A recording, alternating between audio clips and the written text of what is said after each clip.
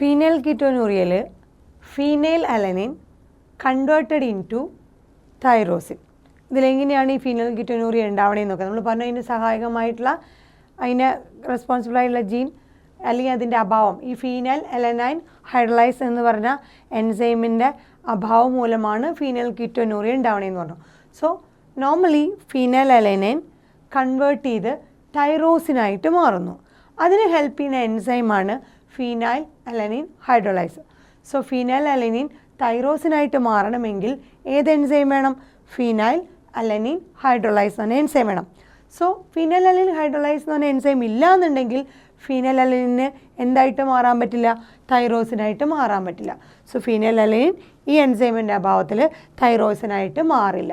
ഈ എൻസൈം ഉണ്ടെങ്കിൽ മാത്രമേ ഫീനൈൽ അലനിൻ എന്തായിട്ട് കൺവേർട്ടഡ് ആവുള്ളൂ? തൈറോസിനായിട്ട് മാറുള്ളൂ.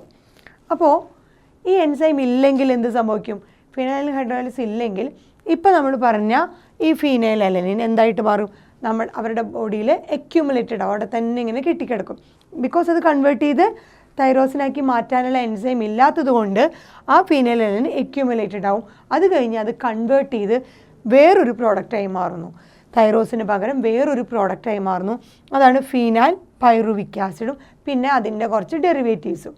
സോ തൈറോസിനായി മാറുന്നതിന് പകരം ഫീനൈൽ അലനിൻ അക്യുമുലേറ്റഡ് ആയി ഫീനൈൽ പൈറുവിക് ആസിഡും അതിൻ്റെ മറ്റു ഡെറിവേറ്റീവ്സായിട്ട് മാറുന്നു. കാരണം അവരുടെ ബോഡിയിൽ ഫീനൈൽ അലനിൻ ഹൈഡ്രോളൈസ് ഇല്ലാത്തത് കൊണ്ട്.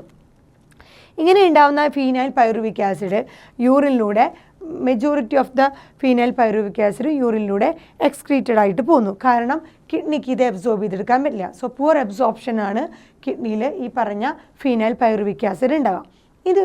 ഇനി ഫീനൈൽ പൈറുവിക് ആസിഡ് ഇങ്ങനെ അക്യുമുലേറ്റ്, ബിക്കോസ് ഇതിൻ്റെ ഒരു കംപ്ലീറ്റ് ഫോമിലൊരു തൈറോസിനായി മാറുന്നില്ല.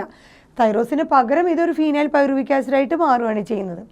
സോ ഇങ്ങനെ ഫീനൈൽ പൈറുവിക് ആസിഡ് അക്യുമുലേറ്റ് ചെയ്ത് കഴിഞ്ഞാൽ അതിൻ്റെ എമൗണ്ട് കൂടിക്കഴിഞ്ഞാൽ എന്ത് സംഭവിക്കും? അത് ഗ്രാജുവലി ബ്രെയിൻ ഡാമേജിലേക്ക് വഴിതെളിക്കും.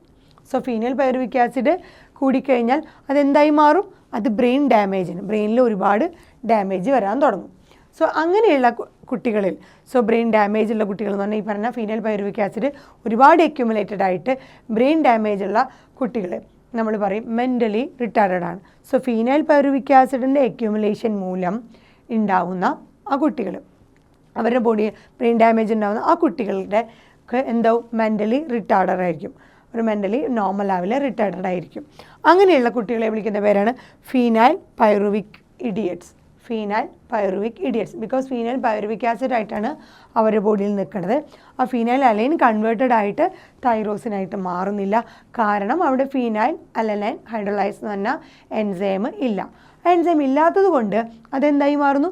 ഫീനൈൽ പൈറുവിക് ആസിഡായിട്ട് മാറുന്നു. ഈ ഫീനൈൽ പൈറുവിക് ആസിഡ് അവിടെ തന്നെ കെട്ടിക്കിടന്ന് അവസാനം ബ്രെയിൻ ഡാമേജ് വരികയും ആ കുട്ടികൾക്ക് മെൻ്റലി റിട്ടാർഡായി മാറുകയും ചെയ്യുന്നു. അതുകൊണ്ടാണ് നമ്മളത് ഇൻബോൺ എറർ ഓഫ് മെറ്റബോളിസം എന്ന് പറയുന്നത്.